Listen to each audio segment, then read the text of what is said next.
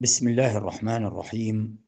الحمد لله رب العالمين، وأفضل الصلاة وأتم التسليم على سيدنا ونبينا وقرة أعيننا محمد وعلى آله وصحبه أجمعين. أيها الأحبة في الله، السلام عليكم ورحمة الله تعالى وبركاته، وأهلا ومرحبا بكم في لقائنا الرمضاني اليومي مع شرح كتاب الأربعين النووية.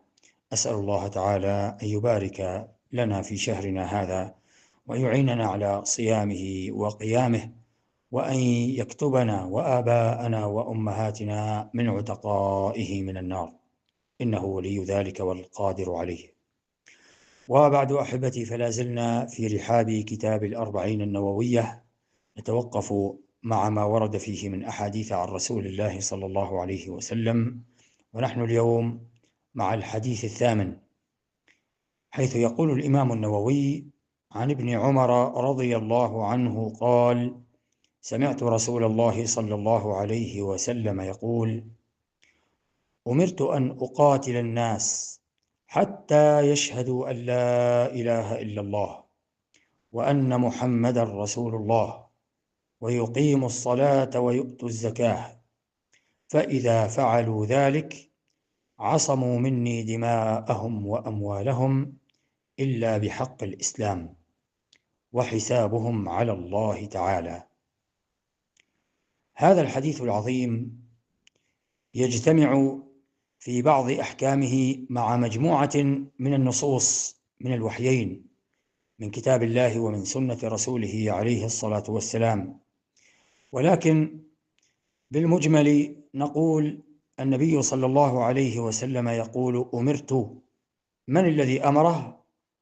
لا آمر له إلا الله تبارك وتعالى، هو الذي أمره أن يقاتل الناس حتى يشهدوا أن لا إله إلا الله. وفرق بين القتال وبين القتل. معلوم أيها الأحبة أن الإسلام ليس دين قتل وذبح وحرب، ولكنه دين سلام ومحبة ودين خير. يحرص الإسلام بتعاليمه السمحة على إيصال الخير للجميع، على أن يعيش الجميع بأمن وسلام وطمأنينة. لكن النبي صلى الله عليه وسلم هنا يقول: أمرت أن أقاتل الناس، ولم يقل أمرت أن أقتل الناس. يقاتل عليه الصلاة والسلام الناس من غير أهل الكتاب، يقاتل المشركين وغيرهم، لكن أهل الكتاب لهم أحكام أخرى. يقاتلهم حتى يشهدوا أن لا إله إلا الله، حتى يدخلوا في هذا الدين. إذا علم عليه الصلاة والسلام أن هؤلاء عندهم نية لقتال المسلمين أو بادروا ظهر منهم شيء، يقاتلهم عليه الصلاة والسلام حتى يشهدوا أن لا إله إلا الله، حتى يدخلوا في الإسلام. فإذا قالوا لا إله إلا الله، شهدوا هذه الشهادة الحقة، وشهدوا أن محمد رسول الله، وبين هاتين الشهادتين تلازم لا تقبل إحداها دون الأخرى. إذا شهدوا يتوقف عن قتالهم، ويأمر أصحابه رضي الله عنهم ألا يقاتلوا أحدا قال لا إله إلا الله، حتى ولو قالها ظاهرا، حتى ولو قالها بلسانه ولم يؤمن بها قلبه. ثم قال: ويقيم الصلاة ويؤتوا الزكاة، لأن من لوازم لا إله إلا الله، من لوازم هذه الشهادة أن تقام الصلاة وأن تؤدى الزكاة. هاتين الفريضتين العظيمتين لا بد من أدائهما مع الشهادتين. فإذا فعل الناس ذلك، إذا أذعنوا لأمر الله وأمر رسوله صلى الله عليه وسلم وشهدوا شهادة الحق وأقاموا الصلاة وآتوا الزكاة، هنا تعصم دماؤهم، تحفظ دماؤهم، ولا لا يستطيع أحد بعد ذلك أن يقاتلهم أو أن يقتلهم أو أن يعتدي عليهم. تحفظ دماؤهم وتحفظ أموالهم إلا بحق الإسلام.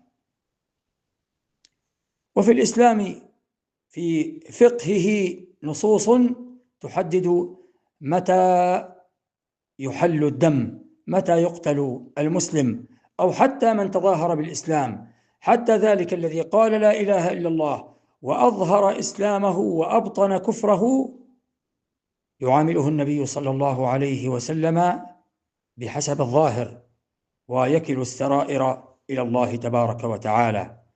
يعصم دمه إلا بحق الإسلام، إلا قصاصا أو الثيب الزاني، أو من ترك دينه بعد ذلك، ارتد عن دينه وفارق جماعة المسلمين، وهذه يأتي الحديث عنها في حديث آخر. والأموال كذلك تعصم، تحفظ، تمنع. يحرص الإسلام على أموال أهله أو المنتسبين إليه، حتى ولو كان ظاهرا، حتى ولو كان انتسابهم للإسلام ظاهرا. وحسابهم على الله يوم القيامة، تبلى السرائر ويحاسب الله تعالى الجميع على أعمالهم، على ظواهرهم وعلى بواطنهم. ورب العزة تبارك وتعالى يحكم بين الناس بالعدل ويجزي كل إنسان بما يستحق. هذا ما تيسر ذكره وتهيأ إيراده في هذا المقام، وإلا فالحديث له أحكام فقهية تجدونها مفصلة في مظانها من كتب الفقه. أسأل الله تعالى أن ينفعنا جميعا بما نقول ونسمع، وأن يجعلنا هداة مهتدين غير ضالين ولا مضلين ولا خزايا يوم الدين، إنه أكرم مسؤول وأعظم مأمول، والحمد لله الذي بنعمته تتم الصالحات. صلى الله وسلم وبارك على نبينا محمد.